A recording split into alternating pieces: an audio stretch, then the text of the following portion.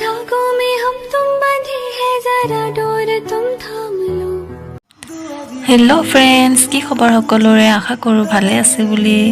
পুনৰ এক অন্য এটা ভিডিঅ'লৈ আপোনালোক সকলোকে স্বাগতম জনাইছোঁ। আৰু আজি মই লৈ আহিছোঁ আপোনালোকৰ ওচৰলৈ অসমলৈ গৌৰৱ কঢ়িয়াই অনা সুৰভি দাস আৰু লগতে তাইৰ লগত অভিনয় কৰা অক্ষয় কেলকাৰৰ কিছু ভাল লগা মুহূৰ্ত।